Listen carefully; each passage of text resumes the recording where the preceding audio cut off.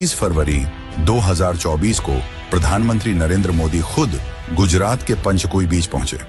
उनके साथ थी भारतीय नौसेना, ASI, NIOT और वैज्ञानिकों की एक टीम जो स्कूबा डाइविंग से समुद्र की गहराइयों में जाने वाली थी, वहीं जहां श्री कृष्ण की नगरी कभी खड़ी थी।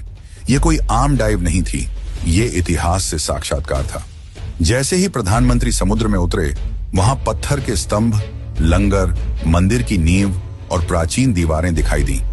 मोदी जी ने खुद समुद्र की गोद में मोरपंख अर्पित किया, जो श्री कृष्ण की स्मृति और भारत की सनातन विरासत को फिर से जीवंत करने का प्रतीक था। इसके बाद उन्होंने द्वारिकाधीश मंदिर में जाकर श्री कृष्ण और रुक्मिणी माता के दर्शन किए। मंदिर की 52 गज की ध्वजा, जो हर दिन 5 बार बदली जाती है, आज फिर हवा में लहराई, मानो ये संकेत दे रही हो कि द्वारका की सच्चाई अब दुनिया के सामने है। आज की तारीख में द्वारका 2 भागों में बसी है। एक जो है जहां लाखों श्रद्धालु हर साल दर्शन के लिए आते हैं, और दूसरी जो समुद्र के नीचे है, जिसे आज पूरी दुनिया जानती है the lost city of Krishna के नाम से। इस 90 साल की खोज, संघर्ष और वैज्ञानिक यात्रा ने दुनिया को यह दिखा दिया कि श्रद्धा सिर्फ आस्था नहीं, वो इतिहास की नींव भी बन सकती है। द्वारका सिर्फ भारत की कहानी नहीं है, ये पूरी मानव सभ्यता की याददाश्त है, जो ये सिखाती है कि सत्य और संस्कृति को भुलाया नहीं जा सकता, चाहे वो कितनी भी गहराई में क्यों ना छुपा हो। और इसीलिए आज भी द्वारका जिंदा है, कभी मंदिर की घंटियों में, कभी समुद्र की लहरों में, और अब वैज्ञानिक रिपोर्टों में भी।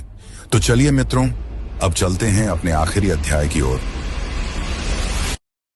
शताब्दियां बीत गईं, युग बदले, राजवंश मिटे, सभ्यताएं उगती और गिरती रहीं, लेकिन समुद्र वो आज भी मौन है, शांत, गूढ़ और रहस्यमयी।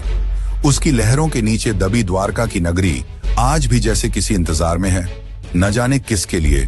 शायद उसके निर्माता श्री कृष्ण के फिर से लौट आने के लिए, या शायद इस धरती के इंसानों के उस बोध के लिए जब वे केवल इतिहास नहीं, अपनी आस्था में छिपे सत्य को भी पहचानना सीखें। द्वारका कोई कल्पना नहीं थी, वो एक यथार्थ था, एक स्वर्णिम यथार्थ जिसे एक श्राप ने लील लिया, एक समय ने छिपा दिया और एक समुद्र ने अपनी गहराइयों में समा लिया।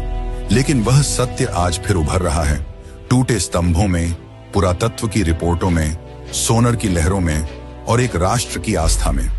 इस पूरी डॉक्यूमेंट्री ने हमें यह सिखाया कि आस्था और विज्ञान 2 विपरीत ध्रुव नहीं हैं, वे एक ही सत्य की 2 राहें हैं। एक राह हमें विश्वास दिलाती है और दूसरी उसे प्रमाणित करती है।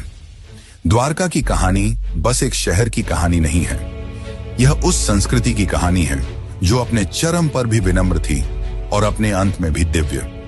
यह उस ईश्वर की नगरी की कहानी है जिसने अपने जीवन से कर्म का सार बताया और अपने अंत से संयम और स्वीकृति का। और जब अगली बार आप समुद्र की लहरों को देखें, जरा ठहरिएगा, शायद किसी अगाध गहराई से आपको कोई बांसुरी की धुन सुनाई दे।